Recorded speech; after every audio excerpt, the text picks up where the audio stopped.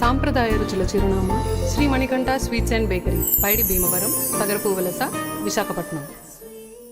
Visakha TDP parliamentary అధ్యక్ష పదవిని కైవసం చేసుకునేందుకు జిల్లా నలుమూలల నుండి తెలుగుదేశం పార్టీ శ్రేణులు కసరత్తులు ప్రారంభించారు. పార్టీ అధిష్టానం ఎవరి పేరును ప్రకటిస్తుందోనని ఉత్కంఠగా ఎదురు చూస్తున్నారు. ఈ పదవి కోసం 9 మంది దరఖాస్తు చేసుకోగా వారిలో భీమిలికి చెందిన టీడీపీ సీనియర్ నాయకురాలు, భీమిలి 2వ వార్డు కార్పొరేటర్ గాడు చిన్ని కుమార్ లక్ష్మి కూడా ఉన్నారు. పార్టీ అధిష్టానం ఎవరిని గుర్తించి ఈ పదవిని అప్పగిస్తుందోననే ఉత్కంఠ అందరిలోనూ నెలకొంది. అయితే ఈ పదవి చిన్ని కుమారినే వరిస్తుందని స్థానిక టీడీపీ అభిమానులు ఆశతో ఎదురు చూస్తున్నారు. ఇంతకీ విశాఖ పార్లమెంటరీ అధ్యక్ష పదవికి గాడు చిన్ని కుమారి అర్హులా కాదా అన్న విషయాలపై సాక్ష్యం టీవీ ఆరా తీసింది.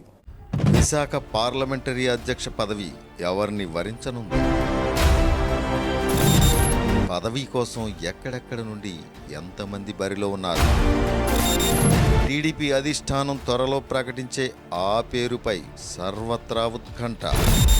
భీమిలి నుంచి అదే జాబితాలో కోరాడ రాజబాబు, గాడు చిన్ని కుమారి లక్ష్మి.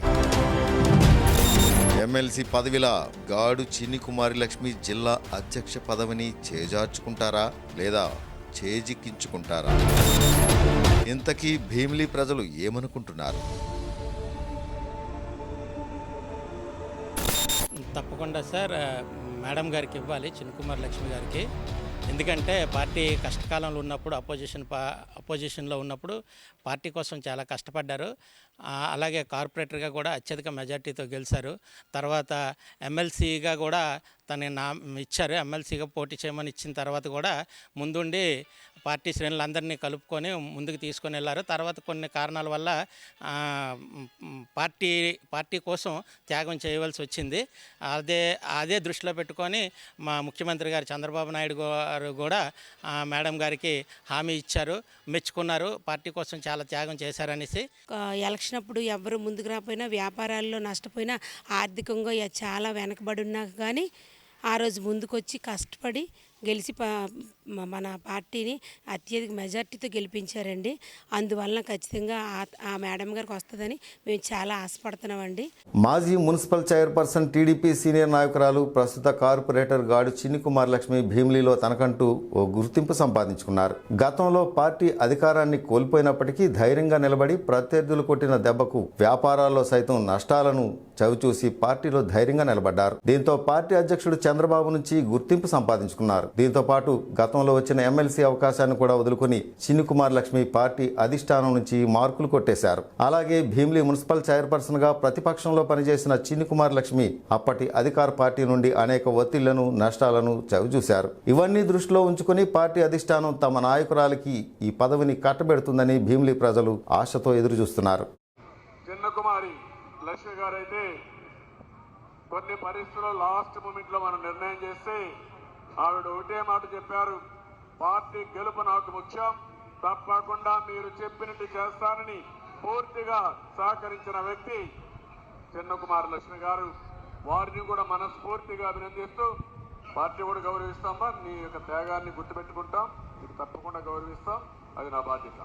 ఇటువంటి తరుణంలో వీడికి ఇస్తే తెలుగుదేశం పార్టీ అంటే చారిత్రాత్మకంగా నిలుస్తుందని మా అందరికీ ఆశ.